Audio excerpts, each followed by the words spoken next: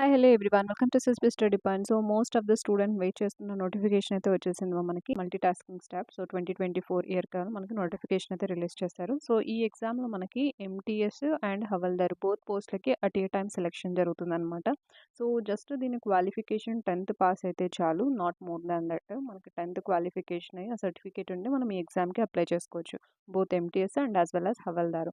So, ఇక్కడ మనకి process ఎలా ఉంటుందంటే ఎంటీఎస్ అండ్ హవల్దార్‌కి బోత్ ఒకే సీబీటీ 1 ఎగ్జామ్ జరుగుతుందనమాట. మనకి మల్టీ టాస్కింగ్ పోస్టులు కావాలంటే జస్ట్ 1 సీబీటీ 1 ఎగ్జామ్ రాసి తర్వాత వాళ్ళిచ్చే కట్ ఆఫ్‌కి మనం క్వాలిఫై అయినట్టయితే డాక్యుమెంట్ వెరిఫికేషన్ తర్వాత మనకి ఫర్దర్ ప్రాసెసింగ్ జరిగి జాయినింగ్ ఇస్తారనమాట. జస్ట్ ఒకే ఒక సీబీటీ 1 ఎగ్జామ్.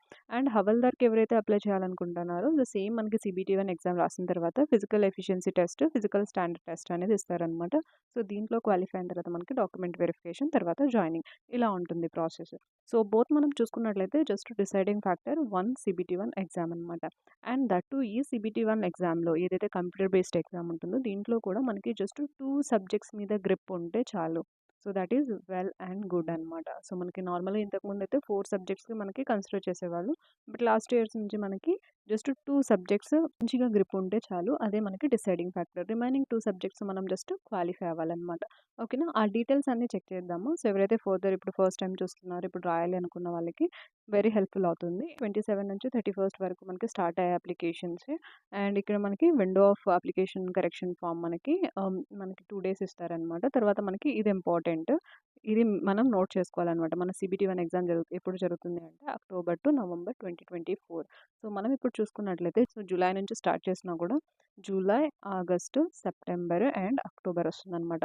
సో, మనకి July to September 3 months that is very very good amount of time. మనకి మంచి ఆపర్చునిటీ. పోస్టులు కూడా చాలా అంటే చాలా ఎక్కువ ఉన్నాయి లాస్ట్‌తో కంపేర్ చేసుకున్నట్టయితే. అండ్ మనకి టైం కూడా ఎక్కువ ఇస్తున్నారు. ఈజీగా మనం ప్రిపరేషన్ స్టార్ట్ చేయొచ్చు. ఇప్పుడు ఎవరైతే ఏమి తెలియదు అన్నా కూడా మనకి ఇప్పటి నుంచి స్టార్ట్ చేసినా కూడా డెఫినెట్‌లీ దే విల్ రీచ్. ఓకేనా? ఫర్దర్ డీటెయిల్స్ అన్ని మనం చెక్ చేసుకున్నట్టయితే ఇక్కడ చూడండమ్మా. మనకి టోటల్ వేకెన్సీస్ ఎంటీఎస్ పోస్టులకి మనకి 4800 ప్లస్ పోస్టులున్నాయి. హవల్దార్‌కి మనకి 3400 ప్లస్ పోస్టులయితే ఉన్నాయన్నమాట మనకి. ఓకేనా? సో, బోత్‌కి మనకి ఎలిజిబిలిటీ 10థ్ క్వాలిఫికేషన్. ఓకేనా? అండ్ రిజర్వేషన్ అనేది ఉంటుంది. SC, ST, OBC and economically backward క్లాసెస్‌కి. అండ్ ఏదైతే డిసేబిలిటీస్ ఉంటాయో సో, ఈ కేటగిరీస్‌కి వాళ్ళు తీసుకుంటారనమాట. ఇది ఒకసారి చెక్ చేసుకోండి. నెక్స్ట్ మనకి ఏజ్ లిమిట్. సో, ఎంటీఎస్‌లో మనకి 2 కేటగరీస్ ఉంటాయి. 18-25 ఒక గ్రూప్ అనమాట. 18-27.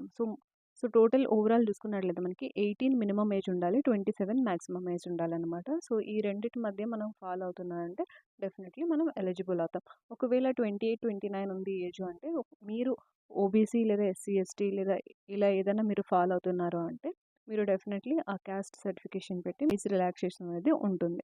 ఓకేనా? సో, ఆ ఏజ్ రిలాక్సేషన్ కూడా మనకి ఇక్కడ ఇచ్చారనమాట రిక్వైర్మెంట్స్. ఏ ఏ క్యాస్ట్ వాళ్ళకి ఎంతవరకు ఏజ్ రిలాక్సేషన్ చేస్తారు అనేది. అండ్ ఇక్కడ మనం చూసుకున్నట్లయితే 18-25 minimum, maximum age. 18-27 minimum, maximum ages ఇలా ఉందన్నమాట. ఫైన్. అండ్ నెక్స్ట్ మనం చెక్ చేసుకున్నట్టయితే ఇక్కడ మనము అప్లికేషన్ ఫిల్ చేసేటప్పుడు డేట్ ఆఫ్ బర్త్ ఏదైతే మనం ఇస్తామో అది మన 10థ్ సర్టిఫికేషన్‌లో ఏదుంటే అదే ఉండాలన్నమాట.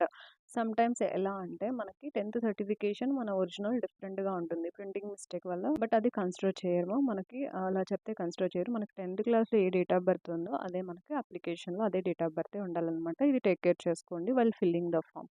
ఫైన్. నెక్స్ట్ చూసుకున్నట్టయితే మనకి ఎడ్యుకేషన్ క్వాలిఫికేషన్‌లో సో, మనకి ఎడ్యుకేషన్ క్వాలిఫికేషన్‌కి వీళ్ళిస్తున్నది 1st ఆగస్ట్ 2024.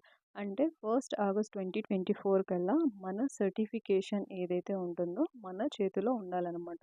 అంటే ఎగ్జామ్స్ ఫినిష్ అయ్యి మనకి రిజల్ట్ వచ్చి మనకి ఏదైతే ఫైనల్ మార్క్స్ మెమో ఇస్తారో అది మన చేతిలో ఉండాలి.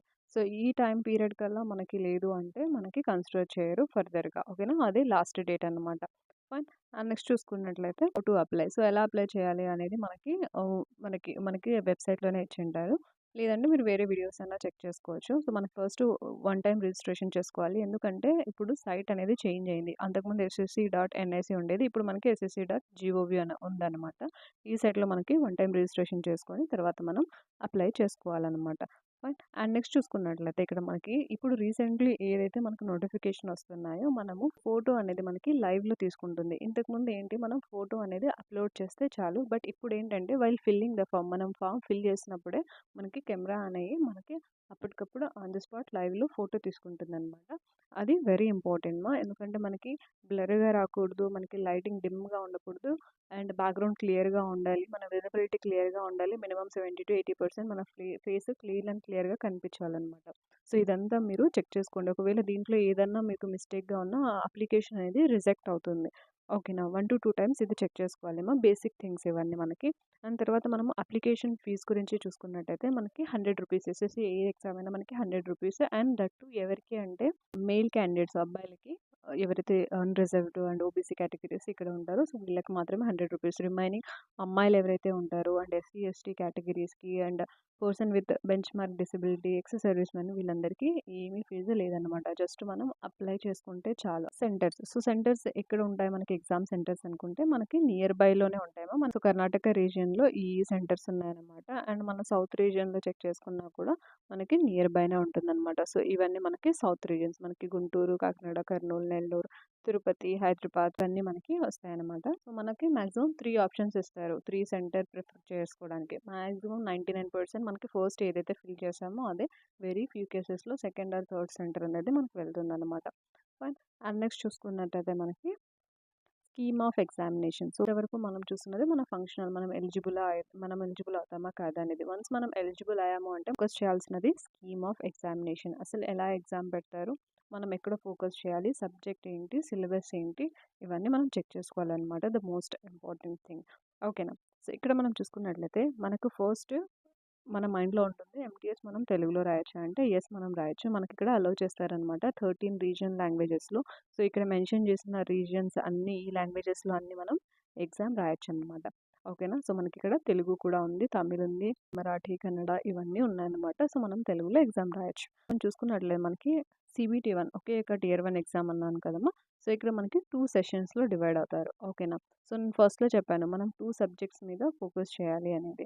ఓకేనా. సో అవేంటంటే మనకి జనరల్ అవేర్నెస్, ఇంగ్లీష్ అనమాట. ఈ 2 లాంగ్వేజెస్, ఈ 2 సబ్జెక్ట్స్ మీద మనము ఎక్కువ ఫోకస్ చేయాలి. ఎవ్రీడే మనం చదవాల్సినది ఈ 2 సబ్జెక్ట్స్. సో ఇక్కడ మనకి ఏంటి, మనకి మ్యాథమెటిక్స్ అండ్ రీజనింగ్ అనేది ఇది మనకి క్వాలిఫైయింగ్ నేచర్. సెషన్ 1లో ఏదైతే మనకి ఈ 2 సబ్జెక్ట్స్ ఉన్నాయో 20 క్వశ్చన్స్ ఉంటాయి, 60 మార్క్స్. అంటే 1 క్వశ్చన్కి 3 మార్క్స్ ఉంటాయి అన్నమాట. దీంట్లో నెగిటివ్ మార్కింగ్ లేదు. ఓకేనా. సో మీరు రాంగ్ చేసినా కూడా వాళ్ళేం మార్క్స్ తీసేయరనమాట ఈ ఫస్ట్ సెషన్లో. సో మనకి 45 మినిట్స్ టైం ఇస్తారు. సో మ్యాక్సిమం ఇక్కడ చూసుకున్నట్లయితే ఇది క్వాలిఫైయింగ్ నేచర్ కాబట్టి మనకి జనరల్ వాళ్ళు జస్ట్ 12 క్వశ్చన్స్ కరెక్ట్ చేసిన వాళ్ళు ఎలిజిబుల్. ఇక్కడ మీకు 40 అటెంప్ట్ చేసి మీరు అవుట్ ఆఫ్ తెచ్చుకున్నా కూడా ఈ మార్క్స్ మీకు ఫైనల్ మెరిట్లో కన్సిడర్ చేయరమ్మా.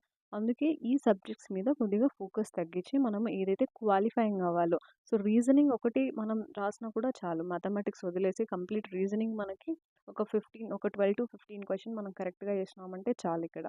ఓకేనా. ఎందుకంటే ఇది మన ఓవరాల్ కట్ ఆఫ్ తీస్తుంది. ఎస్ఎస్సి ఎప్పుడైనా సెక్షనల్ కట్ ఆఫ్ ఉండదు బ్యాంకింగ్లో లాగా.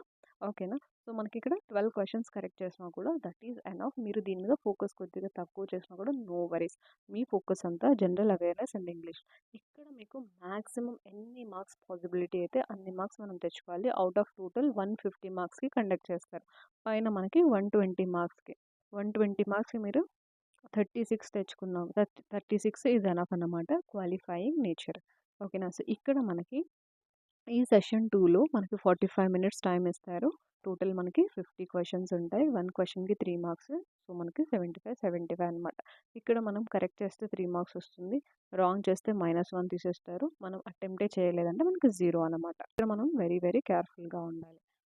అండ్ నెక్స్ట్ చూసుకున్నట్లయితే మనకి ఈ సెషన్ 1కి సెషన్ 2కి మధ్య బ్రేక్ ఉంటుందా అంటే లేదమ్మా. కంటిన్యూ మనకి 45 మినిట్స్ మనం కంటిన్యూగా జరుగుతుంది. ఇక్కడ ఏ బ్రేక్ ఉండదు.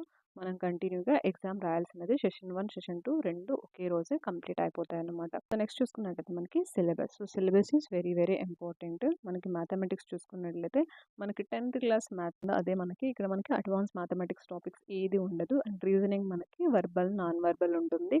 సో దీని మీద ఫోకస్ చేసి మీరు సెషన్ 1 ఈజీగా క్లియర్ చేయొచ్చు. నెక్స్ట్ మనం ఫోకస్ చేయాల్సినది general awareness. So, general awareness ఇచ్చినది కొద్దిగా సిలబస్ అయింది. ఇక్కడ కొద్దిగా కనిపిస్తుంది కానీ దిస్ ఈస్ వెరీ వాస్ట్ అనమాట. జనరల్ స్టడీస్ ఎప్పుడైనా కూడా మనకి ఒక ఓషన్ లాంటిది మనం చదువుతూ ఉంటే వస్తూనే ఉంటుంది. బట్ ఎస్ఎస్‌సి అనేది mostly focusing on static GK. So, static GK వచ్చిందంటే మీకు 40-50% కవర్ అయినట్టే. రిమైనింగ్ మీరు ఇక్కడ ఇక్కడ Geography, arts and culture, civils and economics and 10థ్ క్లాస్ స్టాండర్డ్‌లో ఏదైతే మనకున్నాయో అవే అడుగుతారు. Plus current affairs. సో, వీటి మీద ఫోకస్ చేయాలి. ఎవ్రీడే మీరు జనరల్ అవేర్‌నెస్ అనేది మినిమమ్ 2-3 అవర్స్ మీరు స్పెండ్ చేయాల్సినదే. And English language. So, English అనేది మనకి గ్రామర్ ప్లస్ వొకాబులరీ 2 సెషన్‌గా తీసుకోవచ్చు మనకి. గ్రామర్‌కి ఫోకస్ ఉంటది. వొకాబులరీకి ఫోకస్ ఉంటుంది. ఓకేనా. అండ్ ఇక్కడ మనం చూసుకున్నట్లయితే candidate understanding of basic English language, vocabulary, grammar, sentence structure, synonyms, antonyms. So, మనకి synonyms, antonyms and simple paragraphs వీటి రిలేటెడ్. మన 10థ్ రిలేటెడే ఉంటుంది బట్ కొద్దిగా ఫోకస్ చేయాల్సొస్తుంది. ఎందుకంటే కాంపిటీషన్ కూడా ఎక్కువే ఉంటుంది ఈసారి మనకి. పోస్టులు పెరిగాయి కాబట్టి కాంపిటీషన్ కూడా ఎక్కువే ఉంటుంది. అండ్ నెక్స్ట్ ఎవరైతే హవల్దార్ పోస్ట్‌కి వెళ్ళాలి అనుకున్న వాళ్ళకి పైన సబ్జెక్ట్‌తో పాటు ఏదైతే సీబీటీ 1 అది క్లియర్ చేయడంతో పాటు వాళ్ళు physical efficiency test, physical standard test అనేది ఫాలో అవ్వాలన్నమాట. దీంట్లో కూడా క్వాలిఫై అవ్వాలి. సో, ఇక్కడ మనకి వాకింగ్ ఇలా ఉండాలి. ఇంత టైంలో ఇన్ని మీటర్స్ మనం నడవాలన్నమాట. మేల్‌కైతే, ఫీమేల్‌కి ఇలా ఉంది.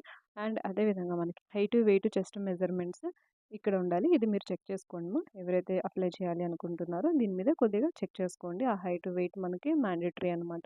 ఇంకా కొంచెం స్క్రోల్ చేసి చూసుకున్నట్టయితే మీకు ప్రాసెస్ ఏంటి, ఎలా అప్లై చేయాలి, ఎలా డాక్యుమెంట్ వెరిఫికేషన్, మనం ఏ డిపార్ట్మెంట్‌లో సెలెక్ట్ అయితే ఆ డిపార్ట్మెంట్ వాళ్ళు డాక్యుమెంట్ వెరిఫై చేస్తారు. సో, ఇవన్నీ థింగ్స్ ఉంటాయి. సో, మాక్సిమం అప్లై చేయడానికి మీకు ఎక్కువ టైం పట్టదు. మీరు ఎలిజిబుల్ అంటేనే వెంటనే అప్లై చేయండి. సో, మీరు స్టార్ట్ చేయాల్సినది ఫస్ట్ మీరు ప్రీవియస్ ఇయర్ పేపర్స్‌ని ఏదైతే ఉన్నాయో లాస్ట్ 10 ఇయర్స్ అవి తీసుకోండి. అండ్ నెక్స్ట్ సెషన్స్‌లో మనం డిస్కస్ చేద్దాం. ఇంపార్టెంట్ బుక్స్ ఏంటి, సో, వాటి రిలేటెడ్ మనం డిస్కస్ చేద్దాం. ఆల్రెడీ ప్రీవియస్ 3 ఇయర్స్‌లో సాల్వ్ చేశాను. మీరు ఒకసారి ప్లేలిస్ట్‌లో వెళ్లి చెక్ చేసుకోండి. సో దట్ అది కూడా మీకు హెల్ప్ అవుతుంది. ఓకేనా. సో, ఇంకా ఏమైనా మీకు డౌట్స్ ఉంటే కమెంట్స్‌లో మెన్షన్ చేయండి. ఐ హోప్ మీకు ఇది హెల్ప్ అయింది అనుకుంటున్నాను. Thanks for watching. Take care. Bye.